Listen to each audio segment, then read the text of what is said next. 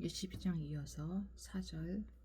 그러므로 내가 통곡한다. 다들 비켜라. 혼자서 통곡할 터이니 나를 내버려 두어라. 내 딸 내 백성이 망하였다고 나를 위로하려고 애쓰지 말아라.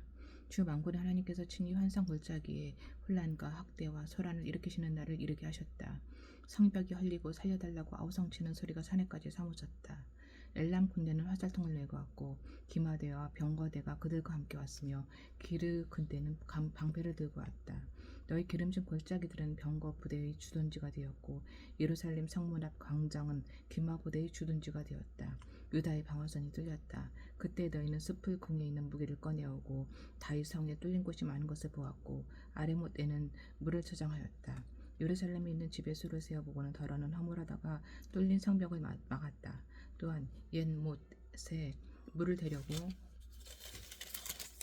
두 성벽 사이에 저수지를 만들기도 하였다. 그러나 너희는 일이 이렇게 되도록 하신 분을 의지하지 않고 이 일을 예적부터 계획하신 분에게는 관심도 없었다. 주여. 그날에 주 만군 하나님께서 너희에게 통곡하고 슬피 울라고 하셨다. 머리털을 밀고 상복을 몸에 두르라고 하셨다. 그런데 너희가 어떻게 하느냐? 너희는 오히려 흥청망청 소를 잡고 양을 잡고 고기를 먹고 포도주를 마시며 내일 죽을 것이니 오늘은 먹고 마시자고 하였다. 그래서 만군의 주님께서 나의 귀에 대고 말씀하셨다.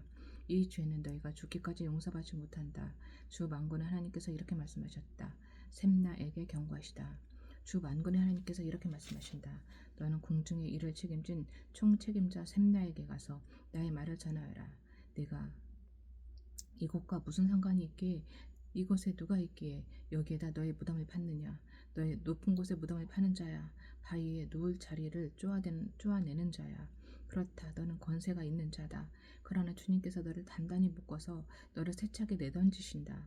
너를 공처럼 둥글게 말아서 넓고 아득한 땅으로 굴려버리신다. 내가 거기에서 죽을 것이다.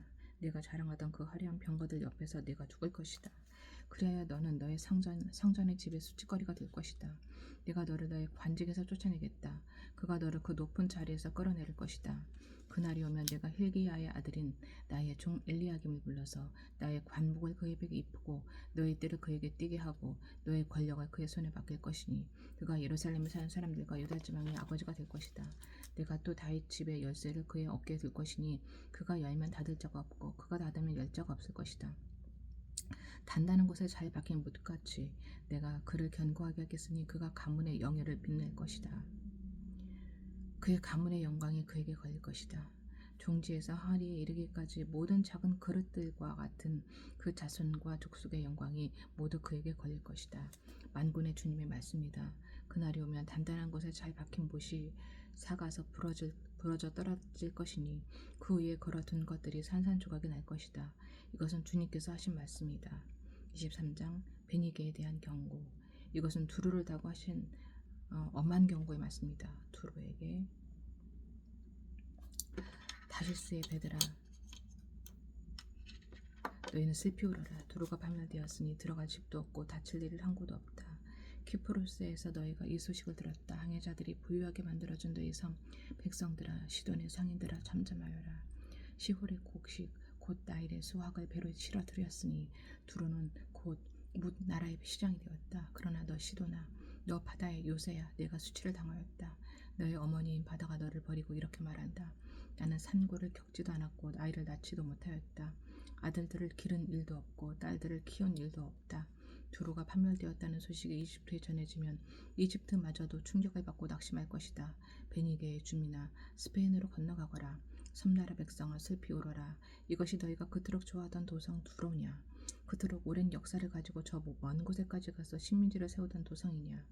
빛나는 왕관을 쓰고 있던 두로. 그 상인들은 귀족들이요 그 무역상들은 세상에 오로라보던 사람들이었는데 두루를 두고 누가 이런 일을 계획하였겠느냐. 그 일을 계획하신 분은 만군의 주님이시다. 온갖 영화를 누리며 으스대던 교만한 자들을 비천하게 만드시고 이 세상에서 유명하다는 자들을 보잘것없이 만드시려고 이런 계획을 세우셨다. 스페인에 따라 너의 땅으로 들어가서 땅이나 갈아라. 이제 너에게는 항구가 없다. 주님께서 바다 위에 발을 펴셔서 왕국들을 뒤흔드시고 베니게의 요새들을 허물라고 명하셨다. 그래서 주님께서 이렇게 말씀하셨다. 처녀 딸 시도나 너는 망했다. 내가 다시는 웃들대지 못할 것이다. 일어나서 키프로스로 건너가 보아라.